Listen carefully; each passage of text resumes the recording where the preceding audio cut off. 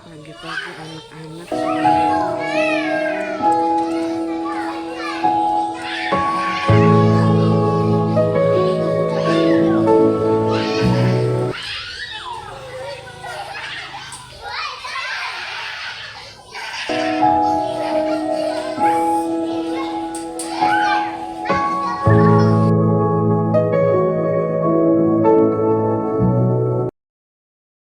Warahmatullahi wabarakatuh. Waalaikumsalam warahmatullahi wabarakatuh.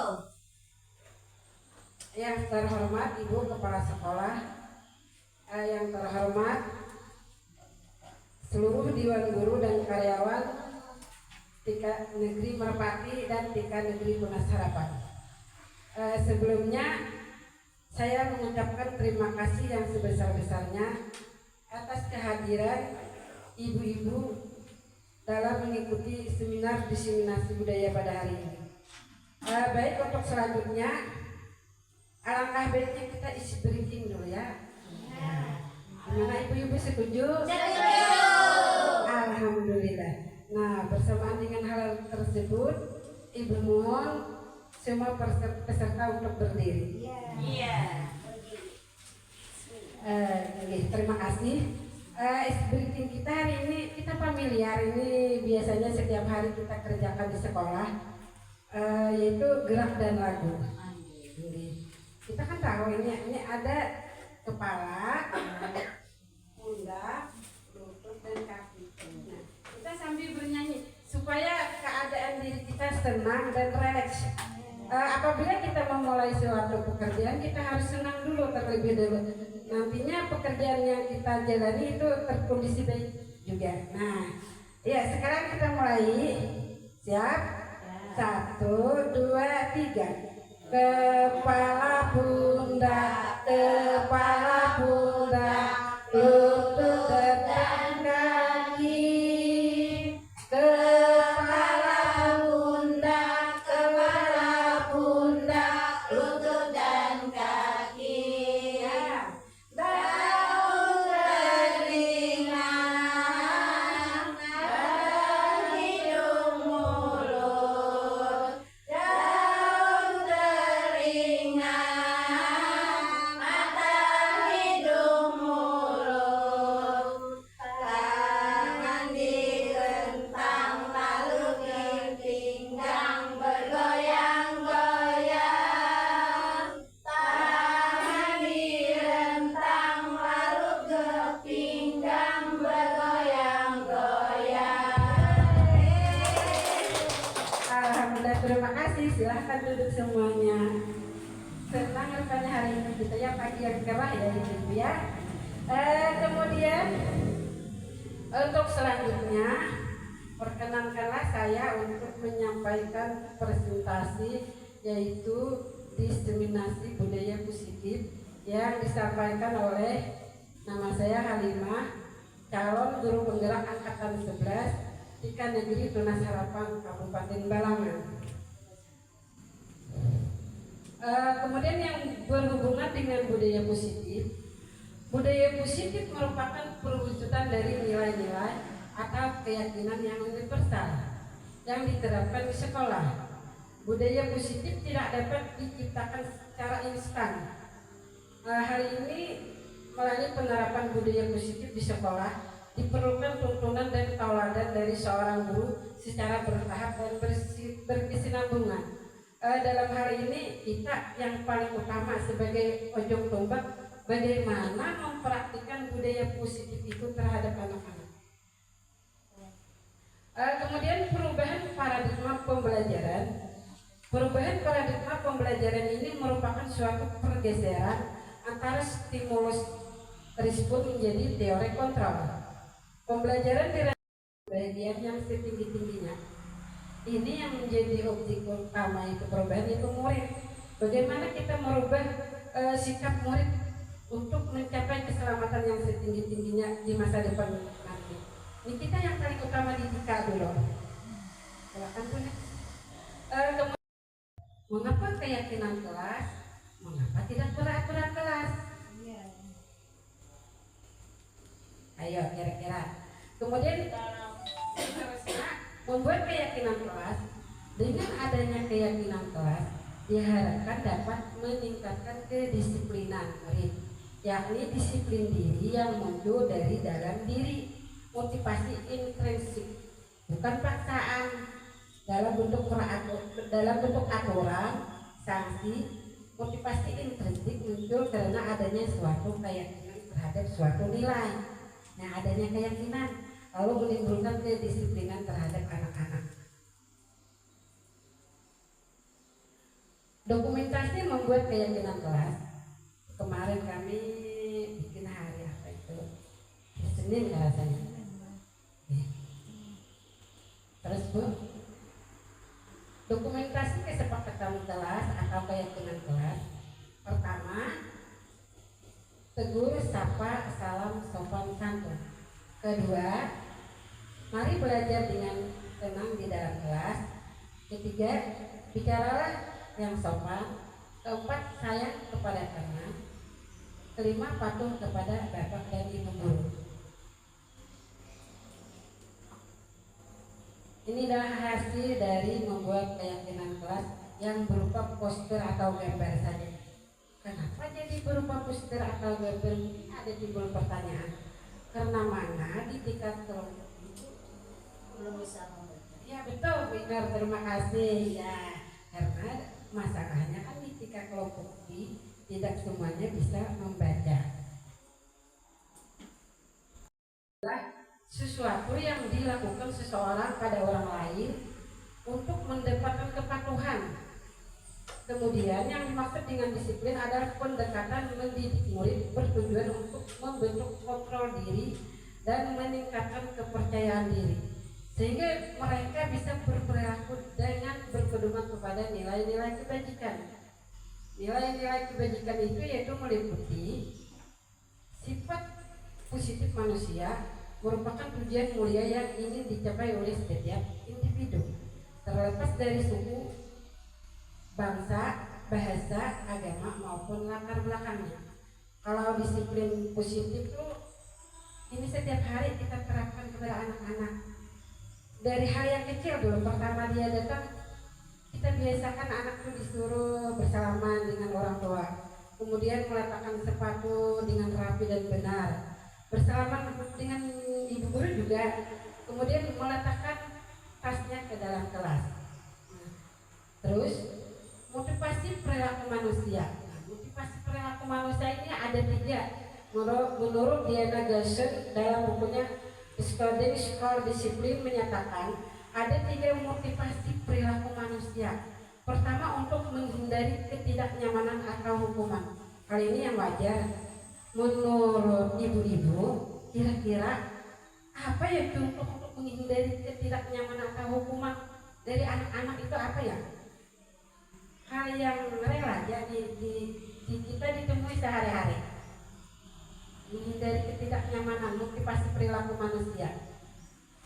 Ini kalau kita dengan anak-anak setiap hari, ia menghindari ketidaknyamanan atau hukuman, otomatis dia harus berbuat hal-hal yang anggapnya positif. Nah, positif. Dari pekerjaan yang positif itu untuk menghindari kesalahan atau hukuman kemungkinan tidak ada. Nah, dalam hal mengikuti peraturan sekolah lah. Kemudian untuk mendapatkan imbalan atau penghargaan, nah itu sama dengan daripada yang nomor 1 tadi, Bay. Nah, kemudian untuk menjadi orang yang diinginkan dan menghargai dirinya sendiri dengan nilai-nilai yang mereka percayai. Dengan perilaku tersebut ia akan menghargai dirinya dengan nilai-nilai yang mereka percayai.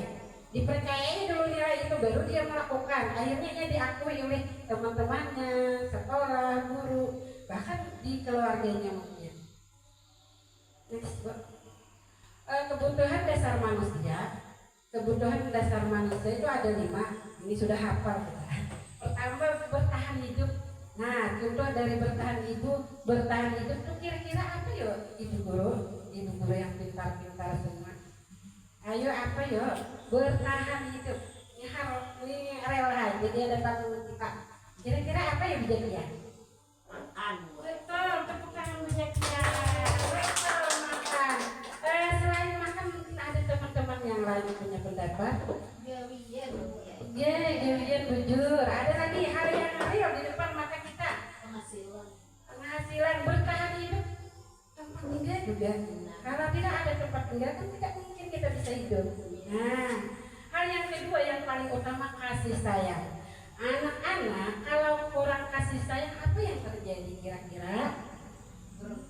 Nah, ya akan broken home, keluar rumah karena kurang kasih sayang dan perasaan diterima kurang. Nah, itu kita terapkan bahwa itu adalah kebutuhan dasar manusia. Setelah ia mendapatkan kasih sayang, rasa diterima, lalu timbul rasa penguasaan. Masuk ke segitiga restitusi. Alangkah baiknya kita screening dulu dari semangat teman-teman. Silakan kepada Ibu Rusina untuk memandu briefing kita pada hari ini. Silakan.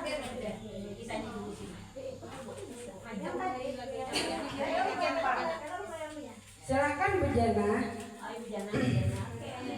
Terima kasih atas waktu dan kesempatan.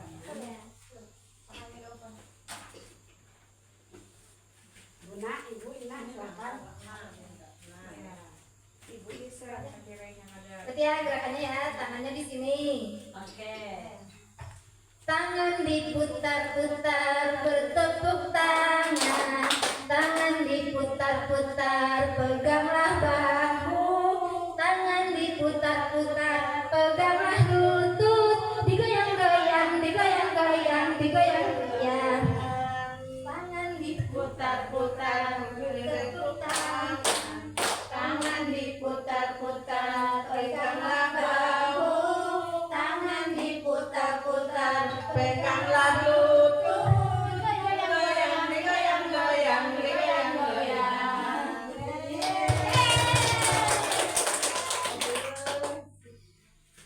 Terima kasih.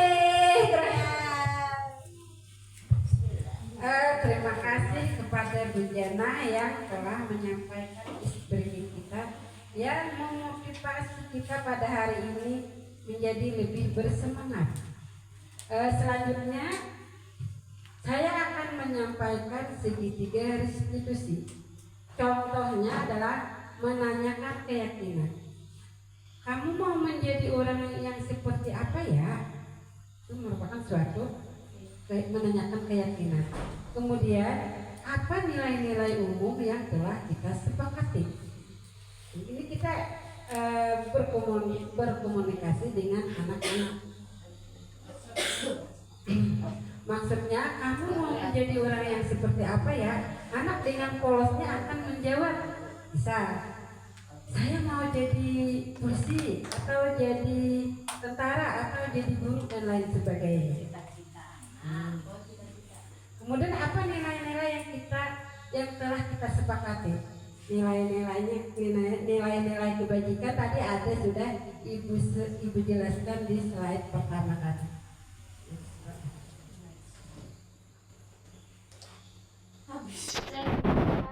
Sekian, terima kasih.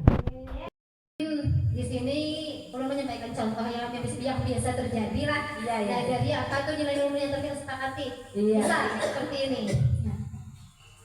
Anak-anak, apa yang telah kita lakukan hari ini? Iya. Misal, siapa yang sudah membantu teman?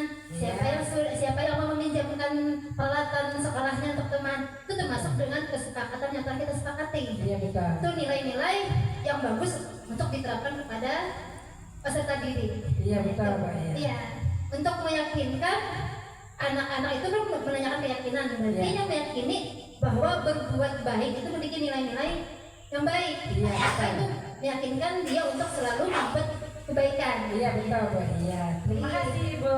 Iya. Mungkin ada teman-teman lain yang akan menambahkan. Silakan, Bu, Ibu Haji. Kalau nambahkan aja Bu Ais. Silakan, Bu. Silakan. Yang seperti Bu Janah tadi, misalnya, ayo siapa ini tadi main, ayo beresin bersama-sama. Iya, Setelah kita memberesin, kita beri aplaus. Iya, Kita beri jempol, kita Iya. beri kata-kata terima kasih Iya. anak yang bertanggung jawab. Iya. Boleh, Bu Jota. mun salah ulun minta maaf, mun bujur kita kerjakan bersama. Iya betul Bu, kita menghargai anak. Iya. Itu aja Bu Ai tambahannya. Iya, terima kasih Bu. Mungkin silakan.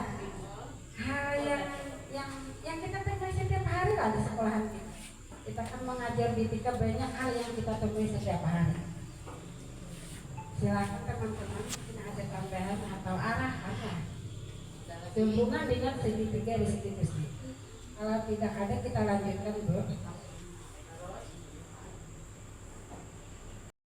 Pertama, bertahan hidup. Kedua, kasih sayang dan rasa diterima. Ketiga, penguasaan. Keempat, kebebasan.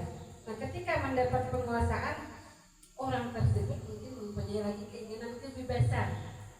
Setelah bebas, lalu timbul lagi dalam benak bebas, lalu senang di hati mereka. Nah, itu adalah kebutuhan dasar manusia. Kemudian posisi kontrol restitusi. Posisi kontrol dibagi menjadi 5 bagian. Pertama, penghukum. Kedua, pembuat merasa bersalah. Ketiga, teman. Keempat, pemantau. Kelima, manajer. Ini biasa kita terapkan di sekolah kita masing-masing.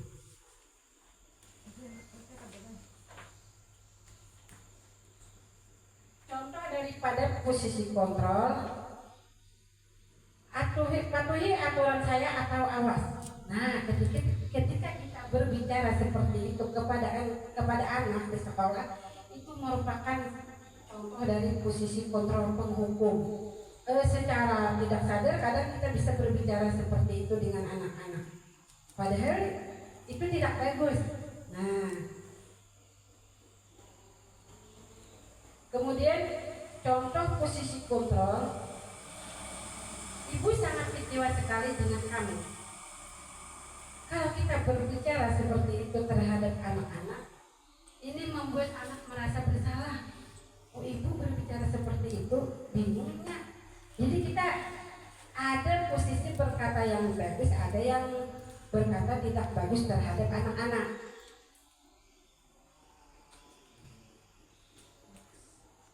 Next. Kemudian contoh posisi kontrol, apa yang telah kamu lakukan? Nah, itu posisi kita sebagai pemantau. Kita bertanya kepada anak-anak.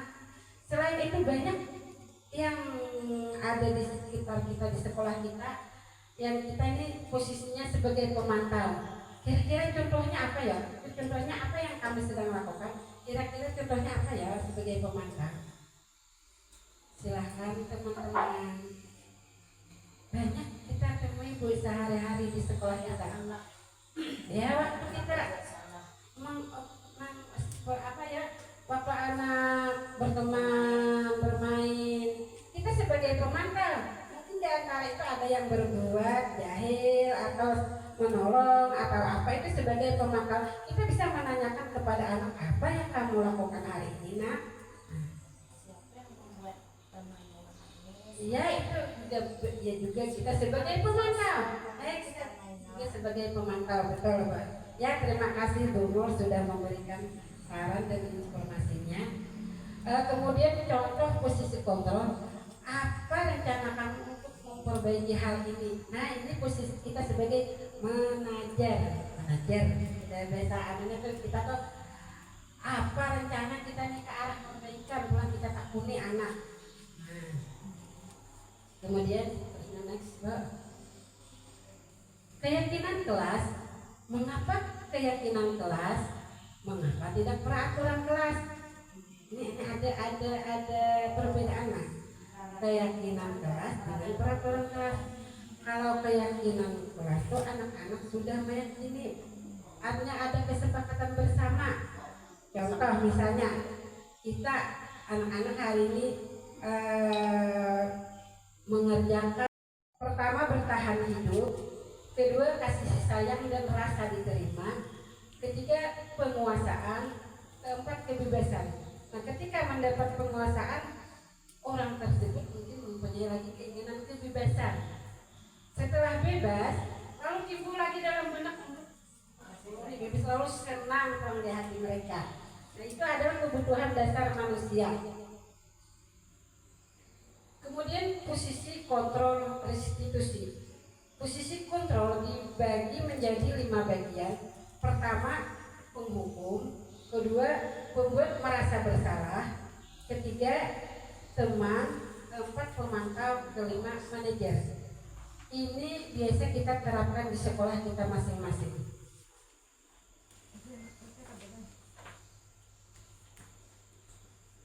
Contoh daripada posisi kontrol, patuhi aturan saya atau awas. Nah, ketika kita berbicara seperti itu kepada anak di sekolah, itu merupakan contoh dari posisi kontrol penghukum. Secara tidak sadar kadang kita bisa berbicara seperti itu dengan anak-anak. Padahal itu tidak bagus. Nah, kemudian contoh posisi kontrol, ibu sangat kecewa sekali dengan kamu. Kalau kita berbicara seperti itu terhadap anak-anak, ini membuat anak merasa bersalah. Oh, ibu berbicara seperti itu, bingungnya. Jadi kita ada posisi berkata yang bagus, ada yang berkata tidak bagus terhadap anak-anak.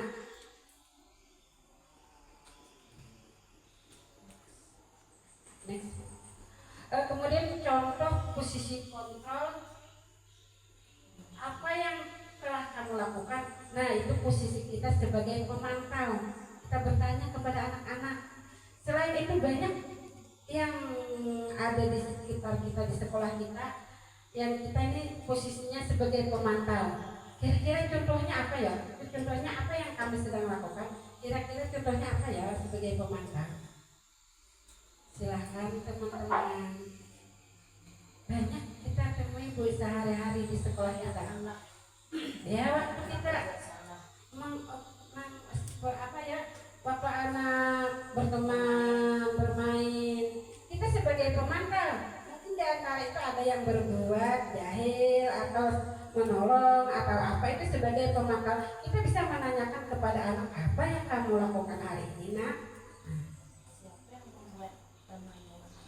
Ya, itu juga kita sebagai pemantau. Kita juga sebagai pemantau, betul, Pak. Ya, terima kasih Bu Nur sudah memberikan saran dan informasinya. Kemudian contoh posisi kontrol, apa rencana kamu untuk memperbaiki hal ini? Nah, ini posisi kita sebagai manajer. Kita biasa adanya tuh kita tuh apa rencana kita nih ke arah perbaikan, bukan kita takuni anak. Nah, kemudian next, Mbak. Keyakinan kelas. Mengapa keyakinan kelas? Mengapa tidak peraturan kelas? Ini ada perbedaan, Mas. Keyakinan kelas dengan peraturan kelas. Kalau keyakinan kelas itu anak-anak sudah meyakini, artinya ada kesepakatan bersama. Contoh misalnya kita anak-anak hari ini mengerjakan demikian paparan dari saya. Mungkin ada refleksi dari teman-teman sebagai acuan untuk memotivasi diri saya, seberapa pengetahuan teman-teman mengenai presentasi yang saya sampaikan pada hari ini. Kepada teman-teman dipersilahkan. Silakan Bu Jana. Assalamualaikum warahmatullahi wabarakatuh. Waalaikumsalam warahmatullahi wabarakatuh. Terima kasih atas kesempatannya yang diberikan kepada saya. Perkenalkan, nama saya Robatul Jannah dari TK Negeri Tunas Harapan. Dari acara ini, dari seminar ini, saya tuh mendapatkan pengalaman baru, pengalaman yang banyak dari seminar diseminasi budaya positif. Wawasan saya itu bertambah, asal yang tidak tahu ternyata ada prostitusi, ada prostitusi, ada kontrol, apa itu keyakinan kelas, perbedaan peraturan kelas. Nah, dari situ perasaan saya itu senang sekali ya mengikuti acara ini. Wah, budaya positif disampaikan itu begitu banyak. Ya. banyak sekali pembelajaran yang saya terima masalah beliau di sini yang memotivasi saya, Iya, yang betul. memotivasi saya. Ya. Yang asalnya saya tidak tahu, ternyata ada peraturan kelas, ternyata ada kesepakatan kelas, ternyata ada hukuman, ada penilaian atas keyakinan apa itu yang benar, apa itu perbuatannya yang salah kepada anak murid. Nah dari situ saya berharap, untuk diri saya sendiri, semoga saya dapat menerapkan apa yang telah disampaikan, apa yang telah saya terima dari seminar diseminasi ini, melakukannya kepada peserta didik saya dan menerapkan di sekolah saya setiap hari secara bertahap. Ya, semoga diberi dukungan dari teman-teman dan kita bersama-sama dapat melakukannya. Ya, begitu saja. Wabillahi taufiq wal hidayah. Wassalamualaikum warahmatullahi wabarakatuh. Pertama, bertahan hidup. Kedua, kasih sayang dan rasa diterima. Ketiga, penguasaan. Keempat, kebebasan. Nah, ketika mendapat penguasaan, orang tersebut mungkin mempunyai lagi keinginan kebebasan. Setelah bebas, lalu timbul lagi dalam benak bebas, lalu senang di hati mereka. Nah, itu adalah kebutuhan dasar manusia. Kemudian posisi kontrol restitusi. Posisi kontrol dibagi menjadi 5 bagian. Pertama, penghukum. Kedua, pembuat merasa bersalah. Ketiga, teman. Keempat, pemantau. Kelima, manajer. Ini biasa kita terapkan di sekolah kita masing-masing.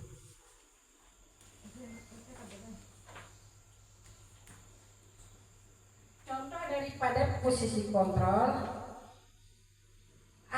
patuhi aturan saya atau awas. Nah, ketika kita berbicara seperti itu kepada anak di sekolah, itu merupakan contoh dari posisi kontrol penghukum. Secara tidak sadar kadang kita bisa berbicara seperti itu dengan anak-anak, padahal itu tidak bagus. Nah, kemudian contoh posisi kontrol, ibu sangat kecewa sekali dengan kamu. Kalau kita berbicara seperti itu terhadap anak-anak, ini membuat anak merasa bersalah. Oh, ibu berbicara seperti itu, bingungnya. Jadi kita ada posisi berkata yang bagus, ada yang berkata tidak bagus terhadap anak-anak.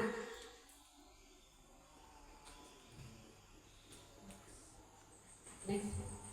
Kemudian contoh posisi kontrol, apa yang telah kamu lakukan.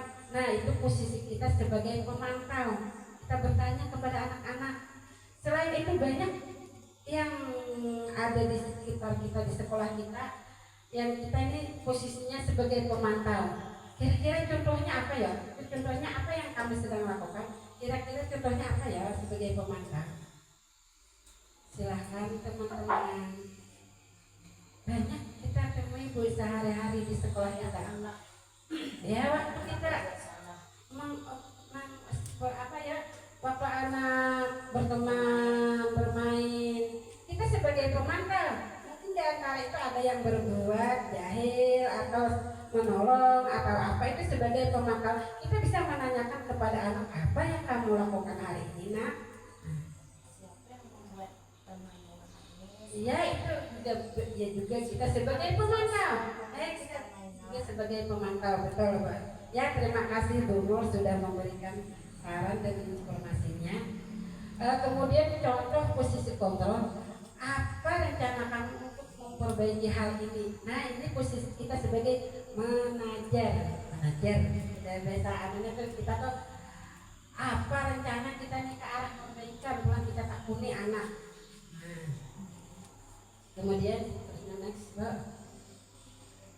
keyakinan kelas. Mengapa keyakinan kelas? Mengapa tidak peraturan kelas? Ini ada perbedaan, Mas. Keyakinan kelas dengan peraturan kelas. Kalau keyakinan kelas itu anak-anak sudah meyakini, artinya ada kesepakatan bersama. Contoh misalnya kita anak-anak hari ini mengerjakan Baik, untuk selanjutnya kita ice breaking sebentar untuk menghilangkan rasa panas pada diri kita. Kita melakukan refleksi supaya ada kesenangan dalam diri kita. Silahkan Bu.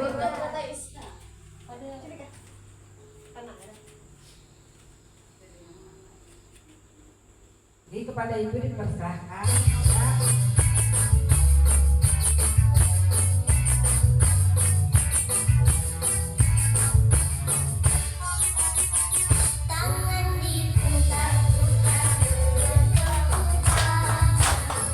Tangan diputar-putar, peganglah bahu. Tangan diputar.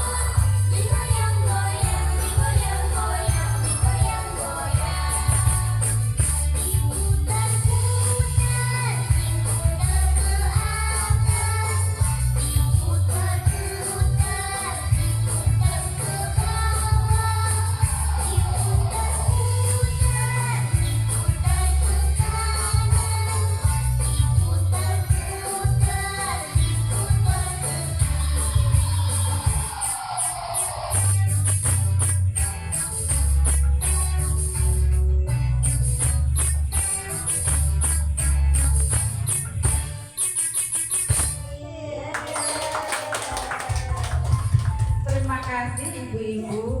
Semoga Di sini perlu menyampaikan contoh yang biasa terjadi lah. Iya, iya. Nah, dari apa tuh nilai-nilai yang kita sepakati? Iya. Bisa seperti ini. Nah, anak-anak, apa yang telah kita lakukan hari ini? Iya. Misal, nah, siapa yang sudah membantu teman? Siapa yang mau meminjamkan peralatan sekolahnya untuk teman? Itu termasuk dengan kesepakatan yang telah kita sepakati. Iya betul. Itu nilai-nilai yang bagus untuk diterapkan kepada peserta didik. Iya betul Pak. Iya, untuk meyakinkan anak-anak itu kan menanyakan keyakinan, berarti Iya. yang meyakini bahwa berbuat baik itu memiliki nilai-nilai yang baik. Iya, Maka betul. itu meyakinkan dia untuk selalu membuat kebaikan. Iya betul Bu. Iya. Terima kasih Bu. Iya. Mungkin ada teman-teman lain yang akan menambahkan. Silakan Bu, Ibu Haji. Kalau nambahkan aja Bu Ai. Silakan Bu, silakan. Yang seperti Bu Janah tadi, misalnya, ayo siapa ini tadi main, ayo beresin bersama-sama. Iya, Setelah betul. kita memberesin, kita beri aplaus. Iya, Kita beri jempol, kita Iya. beri kata-kata terima kasih Iya. anak yang bertanggung jawab. Iya. Kalau bujur dah, ya pun salah, kalau minta maaf pun bujur, kita kerjakan bersama. Iya betul Bu, kita menghargai Iya. anak. Iya. Itu aja Bu Ai tambahannya. Iya. kasih Bu. Mungkin silakan.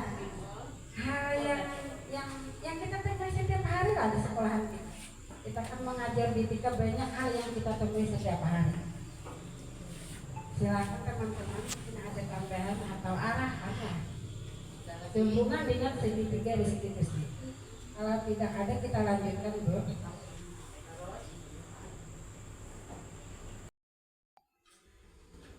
Baik, untuk selanjutnya sisi penutup. Demikian presentasi yang saya sampaikan dari awal hingga akhir yang berhubungan dengan diseminasi budaya positif.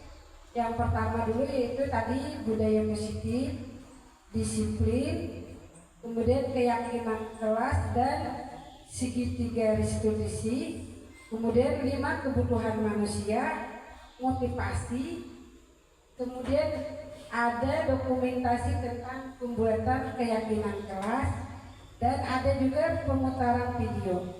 Mungkin dalam penyampaian tersebut ada salah ataupun hilaf dari diri saya pribadi, saya mohon ampun dan maaf. Kemudian juga saya mengucapkan terima kasih atas saran dan pendapat dari teman-teman yang memberikan masukan, bimbingan, bahkan arahan, bahkan penguatan bagi diri saya untuk melakukan perbaikan dalam pembuatan diseminasi budaya positif pada hari ini. Salah hilaf mohon maaf. Wabillahi taufiq wal hidayah. Assalamualaikum warahmatullahi wabarakatuh.